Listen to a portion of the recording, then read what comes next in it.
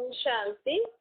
आज मीठे मीठे श्री बाबा ब्रह्मा कीर्तन द्वारा कहते हैं, मीठे मीठे बच्चे, बाबा हमें कहते हैं तुम जानते हो ना कि बाप को याद करना है। बाप को याद करते करते हम आत्माएं कहाँ पहुंच जाएंगे? अपने घर परम धाम। और फिर वहां से फिर हम सत्य की नई दुनिया में अपने अपने समय पे आएंगे। हमारे घर का नाम मुक्ति धाम भी है।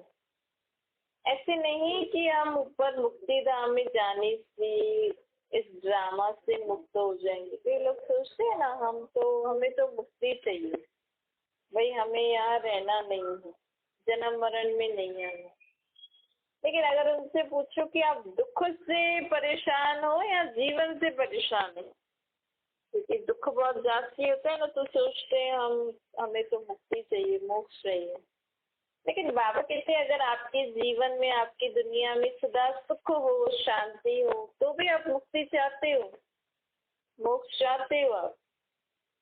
अगर गृहस्थी में विकार नहीं हो, दुख परेशानियां नहीं हो, तो आप गृहस्थी बनाना चाहोगे? क्योंकि सन्यासी गृहस्थी को छोड़ के चले जाते हैं ना, क्योंकि गृहस्थी में विकार होते हैं, गृहस्थी में झंझट होते हैं। तो बाबा अगर हमारे लिए अच्छी गृहस्थी बनाए जहाँ सुख, शांति, पवित्रता हो, कोई झंझट नहीं हो, ऐसी दुनिया बनाए जहाँ दुख, बीमारियां, रोग, लड़ाई झगड़े, ऐसा कुछ भी नहीं है, सदा सुख, शांति, पवित्रता, खुशियों वाली दुनिया हो, वहाँ का प्रकृति भी बहुत अच्छी हो, कभी बारिश भी नहीं पड़े, सदा भारी मौसम, न गर्मी न ठंड न बारिश। तो ऐसी दुनिया बाबा बनाए तो चलेंगे, या अभी उसके बाद भी आप कहेंगे मुक्ति चाहिए, मोक्ष चाहिए? अगर आप ऐसी दुनिया में चलना चाहते हैं तो बाबा वो दुनिया बनाने आए हैं। बाबा कहते हैं तो लोगों को यही नहीं पता है कि हमें दुख से परेशानी है या जन्म मरण से परेशानी है। अगर दुख से परेशानी है तो उनके लिए तो बाबा सुख की दुनिया बना रहे हैं। और कई लोगों को सृष्टि पर मजा ही नहीं आता है, जन्म मरण से सुख भी हो ना तो भी उनको ऊपर शांति की दुनिया अच्छी लगती है, तो उनके लिए भी मोक्ष नहीं है। उनके लिए भी भले एक जन्म में ऊपर से नीचे आए, लेकिन आएंगे जरूर, वो भी इस ड्रामा से कभी भी मुक्त नहीं हो सकते। तो बाबा कहते हैं अब जांच करो, क्योंकि ड्रामा से तो तुम्हें मुक्ति मिल नहीं सकती, मोक्ष मिल नहीं सकते हैं। मुक्ति का अर्थ होता है दुख से मुक्त होना, थोड़ी समय के लिए शांति धाम, परम धाम में, विश्रामपुरी में बैठना। तो अब जज करके फिर बाबा को बताना। फिर अगर आपको सुख की दुनिया में चलना है तो आप फिर बाबा को याद करना।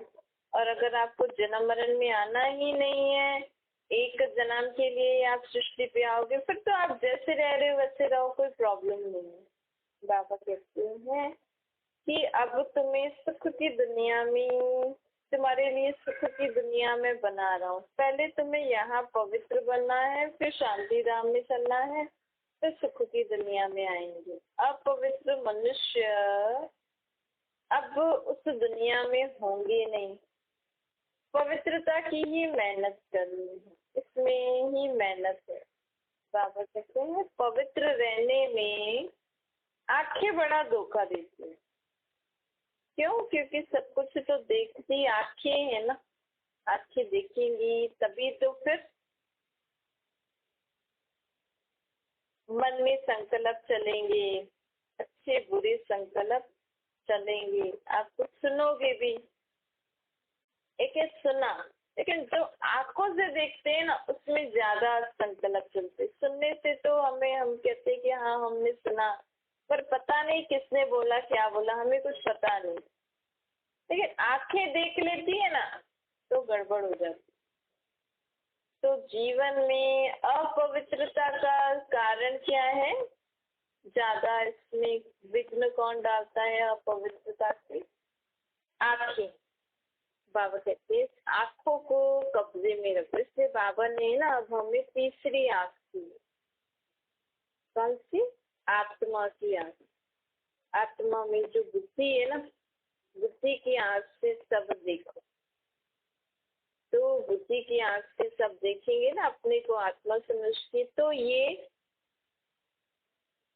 जो विकारी संकल्प, विकारी बातें होती है ना, वो नहीं आएंगी। विकारी और इधर उधर की व्यर्थ बातें, व्यर्थ चिंतन जो करते हैं ना, वो भी नहीं आएंगे। तो बाबा कहते हैं कि अब इन आंखों की बहुत संभाल करो। आत्मा समझ के हर एक चीज देखो, सुनो, बोलो, कर्म करो। अब बाबा ने इसीलिए हमें पवित्रता की राखी बांधी है। कुमारियां राखी बांधती हैं पवित्रता के लिए। भक्ति में भी लोग राखी को पवित्रता का सूतक बोलते हैं, लेकिन सिर्फ भाई बहन ही राखी नहीं बांधनी है, अब तो हर आत्मा को पवित्रता की राखी बांधनी है। बाबा भी जब ऊपर से नीचे आते हैं ना, तो बाबा भी आके पहले पहले हमें ये पवित्रता की राखी बांधते हैं। बाबा कहते हैं ऐसे स्थूल धागा बांधने की जरूरत नहीं है, मन में दृढ़ संकल्प कि मैं आत्मा, मन, वचन, कर्म शुद्ध पवित्र रहूंगी। भगवान कहते हैं बच्चे कामा चुप इस पर जीत पहनो। रक्षाबंधन पवित्रता की निशानी है। वो लोग राखी बांधते हैं, पवित्र तो बनते नहीं है ना, तो सब आर्टिफिशियल राखी है, कोई पावन बनाने वाली तो है नहीं। पावन पवित्र बनने के लिए तो ज्ञान चाहिए। अभी तुम बच्चों ने राखी बांधी है ना, अर्थात प्रतिज्ञा करिए। देखो सिख लोग भी ना कंगन बांधते हैं। कंगन क्यों बांधते हैं? वो भी असल में पवित्रता की निशानी है, लेकिन पवित्र बनते तो नहीं है ना। देखो कुमारी भाई को राखी बांधती है, लेकिन खुद भी शादी करती है तो पतित बनती है, भाई भी शादी करेगा तो पतित बनता है। असल में राखी एक भाई बहन का त्योहार नहीं है। राखी मतलब परमात्मा ने सृष्टि पर आके कलयुग अंत में हम सभी आत्माओं को पवित्र रहने की राखी बांधी थी। तो जिन जिन आत्माओं ने वो राखी बांधी, मतलब प्रतिज्ञा कराई, जिन जिन आत्माओं ने प्रतिज्ञा करी वो सब सत्युग स्वर्ग में गए, और जिन्होंने उस प्रतिज्ञा को कायम रखा, एक है प्रतिज्ञा करना, दूसरा उसको कायम रखना, जिन आत्माओं ने उसको कायम रखा वो सत्युग स्वर्ग में जाकर ऊंच पद पाएंगे, और जिन्होंने भी उस पवित्रता की प्रतिज्ञा करते हुए उसको तोड़ दिया, फिर वो स्वर्ग में तो आएंगे लेकिन पद बहुत कम पाएंगे। तो बाबा कहते हैं अब मैंने भी तुम्हें पवित्र रहने की बाबा हमसे प्रतिज्ञा कराते हैं। तो अगर आप पवित्र रह सकते हो, पवित्रता सिर्फ काम विकार को छोड़ना वो पवित्रता नहीं होती, उसको तो छोड़ना ही है, लेकिन पवित्रता मतलब हर विकार को छोड़ना, हर व्यर्थ अशुद्ध संकल्प को छोड़ना, बोल को छोड़ना, सारे बुरे कर्मों को छोड़ना, सदा अपनी सोच बोल कर्म सदा शुद्ध रहे, पवित्र रहे। ये होती है प्रॉपर पवित्रता की भाषा। आलस्य अलबेलापन भी अपवित्रता की निशानी है। हमें अपने जीवन में आलस्य अलबेलापन भी नहीं करना। जो कहते हैं ना, जब भी हम कहते हैं हाँ कर लेंगे, बाद में कर लेंगे, थोड़ी देर की बाद में कर लेंगे, कल कर लेंगे, हाँ हो जाएगा, अरे इसमें क्या बड़ी बात है, ये सब आलस्य अलबेलेपन की निशानी है। ये भी नहीं होनी चाहिए। हमारा सोच कर्म समान होना चाहिए। तो पवित्रता की बहुत गहरी भाषा है।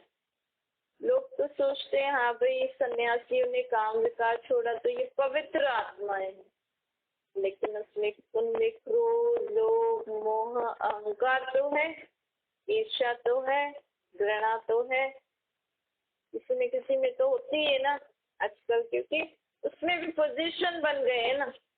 तो आजकल इतने सारे सन्यासी संत गुरु निकल गए हैं, अपने आप को कहलाते हैं, तो पोजीशंस हो गई तो ऑटोमेटिकली अहंकार तो आएगा ही सी, एक दूसरे से घृणा नफरत भी होती ही है ना, ये विकार थोड़ी छोड़े, तो हम उनको पावन आत्मा भी नहीं कह सकते।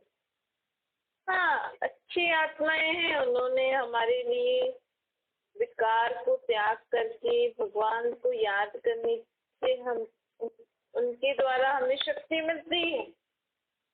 लेकिन यहाँ तो बाबा हमें संपूर्ण पवित्र बनाना चाहते हैं। यहाँ तो बाबा कहते हैं मुझे तो संपूर्ण पवित्र धर्म स्थापन करना है, एक ऐसा धर्म स्थापन करना है जहाँ पे अपवित्रता की अविद्या हो, जहाँ पे अपवित्रता स्वप्न मात्र भी नहीं हो, सिर्फ आप में क्या पूरी दुनिया में ही नहीं होनी चाहिए, तब वो हम पवित्र कहलाते। पवित्र आत्मा जो होती है ना, उसको अपवित्रता की भी अविद्या होती है। उसके सामने कोई लड़ाई करेगा, झगड़ा करेगा, उसको कोई फर्क नहीं पड़ेगा ये क्या बोल रहा है। देखो आप बच्चे जो होते हैं, उनके सामने अगर घर वाले लड़ाई करें, दूसरे को अपशब्द बोलें, इनोसेंट बच्चा, आजकल तो बच्चों में भी, क्योंकि टीवी में देखते हैं ना, तो बच्चे में भी होशियार हो जाते हैं बचपन से। लेकिन बच्चों को थोड़ी समझ में आता है कि आप लड़ाई कर रहे हो, झगड़ा कर रहे हो, एक दूसरे को क्या बोल रहे हो, अपशब्द बोल रहे हो। वो अपना ही खेल खेल में मस्त रहते हैं। और थोड़ा ही बड़ा समझदार हो जाता है ना, तो बोलेगा, एक दूसरे को बताएंगे, आज मम्मी ने ऐसा बोला, पापा ने ऐसा बोला, आज मम्मी पापा लड़ाई कर रहे थे, ऐसा कर रहे थे। ठीक है, वैसे तो थोड़े बड़े में भी पहले नहीं, आजकल तो पता लग जाता है। तो मतलब बच्चे सन्यासी संत से भी महान क्यों, बच्चों को उनसे भी बड़ा बोलते हैं, क्योंकि अपवित्रता की अविद्या, ऐसी लड़ाई झगड़ों विकारों की अविद्या होनी चाहिए ना, उसको कहते हैं पवित्र आत्मा। सत्युग में, हालांकि कलयुग के बाद सत्युग आ रहा है, लेकिन उनको ये नहीं पता होगा कि सब क्या होता है विकार, क्योंकि उनकी दुनिया में भी नहीं होगा और उनको पता भी नहीं होता। तो बाप कहते हैं ये होती है सच्ची पवित्रता। तो बाप अब हमें ऐसा पवित्र बनाने आए हैं। लोग जैसे सिख लोग कंगनी बांधते हैं, या ब्राह्मण लोग जो जनेऊ बांधते हैं, कोई नहीं होते जो देवी देवताओं के पुजारी होते हैं, जो लोग ऐसे, वो लोग अपने को कितना शुद्ध पवित्र मानते हैं। ऐसे वैसे को मूर्ति को टच भी नहीं करने देंगे, भाई हम पवित्र हैं। सिर्फ क्यों, वो सोचते हैं काम विकार को छोड़ना ही पवित्र है। सारे मतलब ब्रह्मचारी और ब्रह्माचारी, तब हम संपूर्ण पवित्र कहलाएंगे। तो बाबा कहते हैं सत्युग में तो हमारा शरीर भी युगल वाला होता है, पवित्र। तो यहाँ जो लोग अपने को पवित्र समझते हैं ना, उनका शरीर तो विकार से पैदा हुआ है ना, काम विकार से ही पैदा हुआ है ना, तो वो तो पवित्रता नहीं रही ना। चलो वो झूठ पाप, वो ऐसा लोभ भी नहीं करते, क्रोध भी नहीं करते, मोह भी नहीं, अहंकार भी नहीं, बहुत अच्छे, चलो ठीक है ये भी मान लेती, लेकिन उनका शरीर तो पवित्र नहीं है ना। आज कोई भी साधु संत सन्यासी शरीर छोड़ते हैं ना, तो उनका क्या लक्ष्मी नारायण जैसा मंदिर बनाएंगे? नहीं बनाएंगे। लक्ष्मी नारायण जैसे वस्त्र पहनाएंगे? नहीं पहनाएंगे। क्यों? राधे कृष्ण का इतना अच्छा मंदिर, राधे कृष्ण ही स्वयंवर के बाद लक्ष्मी नारायण बने। लक्ष्मी नारायण भी तो जोड़ा है ना, शादीशुदा है, तो उनके पवित्र, उनका गृहस्थी पवित्र थी, उनका शरीर और आत्मा दोनों पवित्र है, तभी तो उनके इतने अच्छे अच्छे मंदिर हैं। तो सन्यासी, साधु संत सन्यासी भी देवी देवताओं के आगे क्यों झुकते हैं? क्योंकि उनका आत्मा और शरीर दोनों पवित्र है, और उनका शरीर तो विकार का पैदा हुआ है ना अभी जो संत सन्यासी, इसीलिए उनके मंदिर भी इतने ऊंचे नहीं बनते। एक समाधि बना देंगे, नहीं आजकल बनाते हैं फिर भी, लेकिन फिर भी जैसा रॉयल, जैसा आलीशान मंदिर राधे कृष्ण और लक्ष्मी नारायण का है, आपने सोचा है उनका इतना अच्छा क्यों बनाते हैं?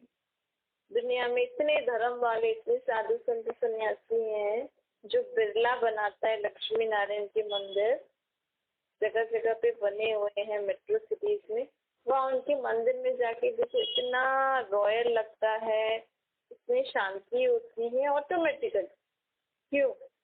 क्योंकि उनकी दुनिया ऐसी थी, उनकी दुनिया में प्योरिटी थी, पीस थी, हैप्पीनेस थी, उनकी आत्मा और शरीर दोनों पवित्र थी। बस उन्होंने 4 हाथ दे दिए। 4 हाथ नहीं देने चाहिए, 2 हाथ लक्ष्मी, 2 हाथ नारायण। मतलब वो जो लक्ष्मी नारायण के 4 हाथ दे दिए ना, मतलब समझो नारायण के 4 हाथ है, मतलब आगे नारायण पीछे लक्ष्मी, लक्ष्मी के 4 हाथ है, मतलब आगे लक्ष्मी पीछे नारायण। तो बाबा कहते हैं ये 4 हाथ नहीं होते, 2 हाथ ही होते। तो पवित्रता का कितना महान महत्व है ना। आज देखो, आज कन्या पवित्र है, तब तक माँ बाप उसके आगे सर झुकाते हैं। नहीं, कन्याओं की पवित्रता को मान दिया जाता है। और शादी करती है तो फिर वो दूसरों के आगे झुक जाती है, क्योंकि शादी करेंगे तो पतित तो बनेंगे ही सही। नहीं, शादी करके पतित ही बनना पड़ता है, नहीं तो क्यों करते हैं लोग शादी। अब शादी करने के बाद द्वापर कलयुग में पतित बनना ही पड़ता है। सतयुग में शादी करने के बाद भी पवित्रता कायम रहती है, क्योंकि वहाँ बच्चे योग बल से पैदा होते हैं। तो पवित्रता की कितनी महानता है ना। और पवित्रता ही सुख शांति की जननी है। आज जीवन में दुख अशांति का कारण क्या है? अपवित्रता, विकार। सबसे बड़ी अपवित्रता है काम विकार। और भी सारे छोटे छोटे, ये सबसे बड़ा है काम विकार। गीता में भी इस विकार को महाशत्रु बोला है। जब आप लोग इतनी गीताएं लोग सुनते हैं, पढ़ते हैं, तो बाबा यही तो कहते हैं हमसे कि आप भक्ति में आपने बहुत शास्त्र ग्रंथ पढ़े हैं, बहुत गीताएं पढ़ी है। लोग आज जो लोग इन शास्त्रों को कंठ कर लेते हैं और अर्थ सुनाते हैं ना, तो उनको तो कितना समझ होनी चाहिए ना। तो काम तो महाशत्रु है, तो उनको उठना चाहिए, नहीं उठना चाहिए, दुनिया में की आवाज उठानी चाहिए ना। तो यही विकार ही हमारा महाशत्रु है, इसको खत्म करो दुनिया में से। लेकिन क्यों नहीं उठते हैं? क्योंकि उनमें इतनी शक्ति नहीं है बोलने के लिए। अगर वो बोलेंगे कि काम विकार को छोड़ो, तो उनकी संस्था को लोग बंद करा देंगे, है? तो बाबा कहते हैं, लेकिन बाबा के पास कितनी शक्ति है। भगवान है ना, भगवान आके हमें यही सत्य बताता है कि तुम्हारा सबसे बड़ा शत्रु ये सारे विकार हैं, जिनको हम 10 चीज का रावण बना के हर साल जला रहे हैं, लेकिन अर्थ नहीं समझ रहे। और जिनको सच पता है ना, उनके पास इतनी शक्ति नहीं है कि वो दुनिया को इस विकार से छुड़ा सके। आज हर जो भी धर्म वाले बड़े हैं ना, सबको पता है ये विकार सबसे गंदा है, इसीलिए सब लोग इस विकार को छोड़ के भगवान का नाम जपते हैं। आज जो भी आपको भगवान का सत्संग आदि सुनाते हैं, सबने ये विकार छोड़ा है ना। क्यों? क्योंकि यही विकार हमें भगवान से दूर करता है। यही विकार है जिसने हमें, हमारी बुद्धि को भ्रष्ट किया है। यही विकार है जिस विकार के कारण हम अपने धर्म को भूलेंगे। हम देवी देवताओं को पूजने वाले, हम अपने को आदि सनातन देवी देवता धर्म के क्यों नहीं कहलाते हैं? देखो, क्राइस्ट लोग क्रिश्चियन को पूज रहे हैं, तो कह रहे हैं ना हम क्रिश्चियन को, क्राइस्ट को मानते हैं, हम क्रिश्चियन हैं। कितना अच्छे से कहते हैं, अंदर उनमें कितना होता है ना कि हाँ नहीं, हम तो क्राइस्ट को मानते हैं ना, वी आर क्रिश्चियन। बौद्ध को पूछने वाले कहेंगे हम बुद्धिस्ट हैं, गुरु नानक गुरु गोविंद सिंह को पूछने वाले कहेंगे हम सिख हैं। तो हम देवी देवताओं को पूज रहे हैं, तो हम ऐसा क्यों नहीं कह पा रहे कि हम इनके धर्म के हैं, हम आदि सनातन देवी देवता धर्म के हैं, हम श्री लक्ष्मी श्री नारायण के राज्य की आत्माएं हैं, हम राम सीता के राज्य की आत्माएं, हम क्यों नहीं कह पा रहे? क्योंकि हम उनकी महिमा गाते हैं, आप सर्वगुण संपन्न 16 कला संपूर्ण संपूर्ण निर्विकारी अहिंसक मर्यादा पुरुषोत्तम। लेकिन हम अपने को देखें, हम तो ऐसा रह ही नहीं रहे। हम तो लहसुन प्याज भी खाते हैं, हम तो विकार में भी जाते हैं, हमारे अंदर तो गुण भी नहीं है, शक्तियाँ भी नहीं है, रॉयल्टी भी नहीं है। तो जब हमारे अंदर वो सब नहीं है, उस धर्म की धारणाएं नहीं है, तभी हम कहते हैं कि हम वैसे नहीं है। लेकिन हम उनको याद कर रहे हैं, हम उनसे प्रार्थना करते हैं कि आप भी हमें सर्वगुण संपन्न अलग अलग संपूर्ण बना दो, हमें भी गुण दो, हमें भी शक्तियां दो।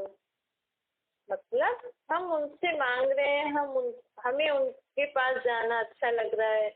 हमें राधे कृष्ण की मूर्ति को देख के कितना अच्छा लगता है, लक्ष्मी नारायण को देख के कितना अच्छा लगता है। मतलब हम उनके दुनिया में थे, उनके जैसे थे, लेकिन अब नहीं, अब नहीं है, इसमें पछताना नहीं है। तो जांच करो। बाबा हमें बता रहे हैं कि इन्होंने भी मुझको याद करके ऐसे बने हैं। अभी इनकी आत्माएं भी दुनिया में, इस कलयुगी दुनिया के अंत में आकर पतित बन गई हैं। तभी तो कृष्ण को काला पूछते हैं ना। आजकल हर देवी देवताओं का काला चित्र भी क्यों होता है?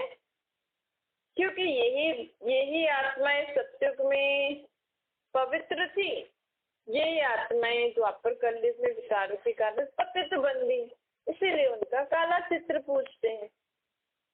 बस सिंपल हो गया ना। अब वो भी आत्माएं परमात्मा को याद करके अपने आप को गोरा पवित्र बना रही है, तो बाबा भी हमें कह रहे हैं कि तुम भी मुझे याद करके पवित्र बनो।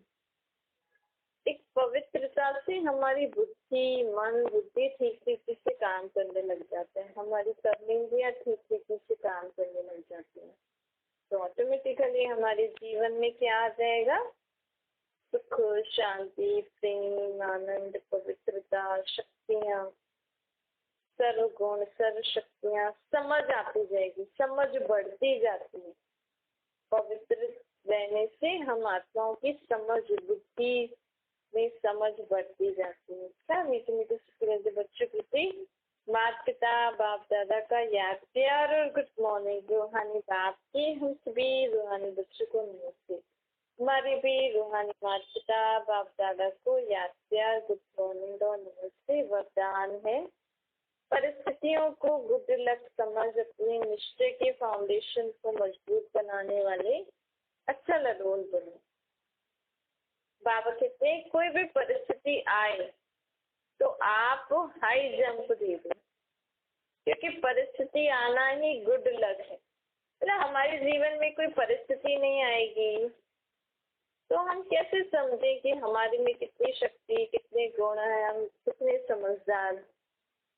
ये निश्चय के फाउंडेशन को मजबूत करने का साधन है कि अब जो भी परिस्थिति आई है इससे मुझे कुछ सीखना है। आप जब एक बारी अंगद के समान मजबूत हो जाएंगे ना, तो आप हर परिस्थिति में सहज पास हो जाएंगे। पहले पहले परिस्थितियां आती है, जैसे समझो जैसे बच्चा बड़ा होता है, जैसे जैसे बड़ा होता जाएगा, पहले तो पढ़ाई इजी होती है, पहले स्कूल में जाना भी इजी, मजा आता है, लेकिन धीरे धीरे आगे बढ़ते हैं तो पढ़ाई टफ होती है, एग्जाम्स होते हैं और सिचुएशंस आती हैं, तो थोड़ा सा घबराने लगता है। ऐसे ही थोड़ा बड़ा होगा, फिर थोड़ा पढ़ाई सीख जाएगा करना तो इजी हो जाएगा, फिर आराम से कॉलेज वगैरह पास कर लेगा, फिर शादी करेगा, फिर मैरिज लाइफ में पहले पहले तो खुशी से करेगा शादी करने के बाद फिर धीरे धीरे सेट होना, प्रॉब्लम्स आएंगी, कैसे सेट हो, फिर एक बार सेट हो गया फिर नॉर्मल हो जाता है। ऐसे हमारे जीवन में भी ना ये परिस्थितियाँ, फिर थोड़ा आगे जाएंगे तो गृहस्थी की परिस्थितियाँ, फिर सीख जाते हैं ना, फिर प्रॉब्लम नहीं होती, फिर अनुभवी बन जाते हैं। ऐसे हमारे जीवन में कोई भी बात आती है ना, पहले पहले तो हमें बहुत बड़ी लगती है, विकराल रूप लगता है, लेकिन फिर जैसे जैसे आगे बढ़ते जाते हैं ना, तो जैसे तो वो परिस्थिति हमारी दासी बन जाती है। अच्छा, कोई भी बात आएगी ना, फिर लोग कहेंगे अरे इसको तो कुछ डर ही नहीं लग रहा है, ये तो कुछ घबराती नहीं है। परिस्थिति कैसे आती है? लोगों के द्वारा ही आती है ना, या प्रकृति के द्वारा आती है, या लोगों के द्वारा आती है। तो जब हम हर परिस्थिति को पार करने के लिए तैयार हो जाते हैं बाबा द्वारा, तो ये परिस्थितियां भी हमारी क्या बन जाती हैं? दासी बन जाती है, हमारे आगे झुक जाती है और हम सहज ही इसको पार कर लेते हैं। तो चैलेंज करो कि हम बाबा के बच्चे महावीर बच्चे हैं। जैसे पानी के ऊपर लकीर ठहर नहीं सकती ना, ऐसे मैं मास्टर सागर के ऊपर कोई भी परिस्थिति वार नहीं कर सकती। स्वस्थिति में रहने से अचल अडोल बन जाओगे। तथा स्व की स्थिति में रहना है। कौन सी स्व की स्थिति? मतलब मैं आत्मा किसका बच्चा हूँ? या ये याद रखो, मैं आत्मा किसका बच्चा हूँ, या किसका स्टूडेंट हूँ, या किसका फॉलोअर हूँ। बाबा को किसी न किसी संबंध से सदा याद रखो, तो ऑटोमेटिकली हमारी स्व की स्थिति अच्छी रहेगी। कोई भी देखो, आज बड़े घर के बच्चे होते हैं या जिनका हस्बैंड कोई बड़ी पोस्ट पे होता है, या कोई भी देहिक पोस्ट बड़ा होता है ना, तो उनको कितना नशा रहता है। डॉक्टर को बीमारी से डर लगेगा? नहीं, वो तो कहेगा मैं डॉक्टर हूँ, मुझे चेकअप करना ही नहीं। कोरोना हुआ तो हालांकि डॉक्टर्स को भी इफेक्ट कर रहा था, लेकिन फिर भी डॉक्टर्स तो सोच रहे थे ना, हम तो डॉक्टर है, हम थोड़ी डरेंगे। वो तो अपनी उसकी विल पावर से, उसकी प्रिकॉशन से, और मैं डॉक्टर हूँ, ये सोचने से बीमारी भाग जाएगी। अरे डॉक्टर आ गया, अब ये तो बीमारी को खत्म कर देगा, बीमारी भी भाग जाएगी। डॉक्टर को थोड़ी लगेगी बीमारी। डॉक्टर किसी कैंसर पेशेंट या कोई भी इन्फेक्शन होता है, उनसे डरते हैं क्या? नहीं मुझे भी इन्फेक्शन हो जाएगा। नहीं, ऐसे हम भी बाबा के बच्चे हैं, मैं भगवान का बच्चा हूँ, सुख का सागर बाप का बच्चा हूँ। कोई ना कोई हमें अपनी आत्मा की स्थिति में समान में टिकना ही है, तो आपे ही सर्व परिस्थितियां हमारे आगे दासी बन जाएंगी। स्लोगन है, पुराने वर्ष को विदाई देने के साथ साथ कड़वेपन को भी विदाई दो। आज बाबा हम कहते हैं कि लोग हर बार न्यू ईयर मनाते हैं ना, तो न्यू ईयर छोड़ो, आज आप सोचो ये दिन गया ना, अब ये दिन 12 बजे के बाद चला जाएगा। तो रोज रात को ये सोचना, आज ये दिन गया ना, आज इस दिन के साथ में सारी दुख परेशानी की बातें इस ये दिन में भी जो हुई और पहले भी जो हुई, इसको सबको विदाई दे रहे हैं। मेरे अंदर अगर कोई पुराना बुरा स्वभाव संस्कार है, किसी के प्रति कड़वापन है, रोज रात को आप ऐसे करके सोओगे ना, तो आप नेक्स्ट डे देखो उसका इफेक्ट नहीं आएगा। सारी बीती बातें बाबा आप ले लो, अब कल से हम नया दिन मनाएंगे। जैसे न्यू ईयर के दिन नई नई रेवोल्यूशन प्रॉमिसेस करते हैं ना, ऐसे आज कल मैं नया दिन बनाऊंगी, कल से मैं ये करूंगी।